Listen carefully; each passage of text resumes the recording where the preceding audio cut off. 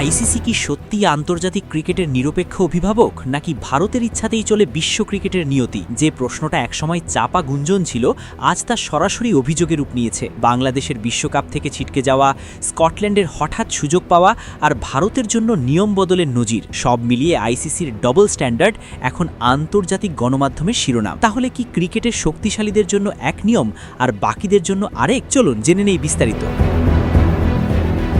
ভারতের পক্ষে আইসিসির অবস্থান আবারও এক গুরুতর প্রশ্ন সামনে এনে দিয়েছে। আইসিসি কি আদৌ একটি স্বাধীন আন্তর্জাতিক সংস্থা, নাকি এটি কার্যত ভারতের প্রভাবেই পরিচালিত হয়? এতদিন যে আক্ষেপ কেবল ক্রিকেট সমর্থকদের মধ্যেই সীমাবদ্ধ ছিল, এখন তা স্পষ্ট অভিযোগের ভাষা পেয়েছে। আন্তর্জাতিক গণমাধ্যমের শিরোনামে উঠে আসছে আইসিসির ডবল স্ট্যান্ডার্ড এবং একপাক্ষিক সিদ্ধান্তের খুঁটিনাটি বিশ্লেষণ। আন্তর্জাতিক ক্রিকেটে আইসিসির পক্ষপাতমূলক আচরণ নিয়ে বিতর্ক নতুন কিছু নয়। অতীতেও একাধিক সিদ্ধান্তে সংস্থাটি নিরপেক্ষ নিয়ে প্রশ্ন উঠেছে, কিন্তু আসন্ন টি-20 বিশ্বকাপে বাংলাদেশকে বাদ দিয়ে স্কটল্যান্ডকে অন্তর্ভুক্ত করার সিদ্ধান্ত সেই বিতর্কে নতুন করে আগুন ঢেলে দিয়েছে। কারণ একই ধরনের পরিস্থিতিতে ভারতের ক্ষেত্রে যেখানে নমনীয়তা দেখানো হয়েছিল, সেখানে বাংলাদেশের জন্য সেই নিয়ম কেন প্রযোজ্য হলো না? এই প্রশ্নই এখন ক্রিকেট বিশ্বে ঘুরপাক খাচ্ছে। এই ঘটনার সূত্রপাত বছরের শুরুতেই। আইপিএল নিলামে প্রায় 9 কোটি 20 লাখ রুপিতে মুস্তাফিজুর রহমানকে দলে নেয় কলকাতা নাইট রাইডার্স, কিন্তু হঠাৎ করেই বিসিসিআই এর নির্দেশে তাকে স্কোয়াড থেকে বাদ দেওয়া হয়। বিষয়টি নিয়ে বিসিসিআই কোনো স্পষ্ট ব্যাখ্যা দেয়নি। এই ঘটনার পরই বাংলাদেশ ক্রিকেট বোর্ড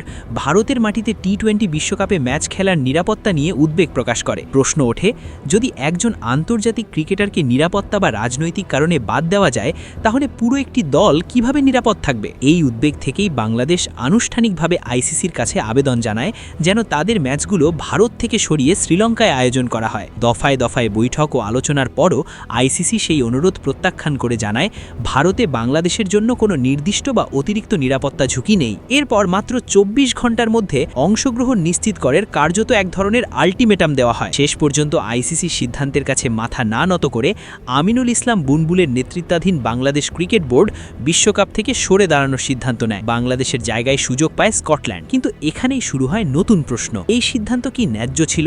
এই প্রেক্ষাপটে চ্যাম্পিয়ন্স ট্রফির ঘটনা আরও বেশি চোখে পড়ে। পাকিস্তানে খেলতে অস্বীকৃতি জানায় ভারত। তখন বিসিসিআই এর দাবির প্রেক্ষিতে আইসিসি হাইব্রিড মডেলে টুর্নামেন্ট আয়োজনের সিদ্ধান্ত নেয়। ফলে ভারত তাদের ম্যাচগুলো পছন্দের ভেন্যু দুবাইতে খেলার সুযোগ পায়। শুধু তাই নয়, ভবিষ্যতের বৈশ্বিক আসরগুলো হাইব্রিড মডেলেই আয়োজনের সিদ্ধান্ত নেয় আইসিসি। অথচ 2023 সালের বিশ্বকাপে পাকিস্তান ভারতে গিয়ে খেলেছিল। দুই ক্ষেত্রেই খেলোয়াড়দের নিরাপত্তা ও মর্যাদার প্রশ্ন ছিল, কিন্তু ফলাফল হলো সম্পূর্ণ বিপরীত। এক পক্ষ পেল বিশেষ সুবিধা আর অন্য পক্ষ হারালো পুরো টুর্নামেন্ট। অনেকে বলছেন বাংলাদেশ দেরিতে আবেদন করেছে। কথাটা আংশিক সত্য হলেও বিশ্বকাপের ঠিক আগে এমন সংকটময় পরিস্থিতি তৈরির পেছনে বিসিসিআই এর ভূমিকা উপেক্ষা করা যায় না। মুস্তাফিজুর রহমানকে বাদ দেওয়ার মাধ্যমে যে সংকট তৈরি হলো, তা কি ভারত বাংলাদেশ সম্পর্কের অবনতিকে কাজে লাগিয়ে সাজানো দাবার চাল ছিল?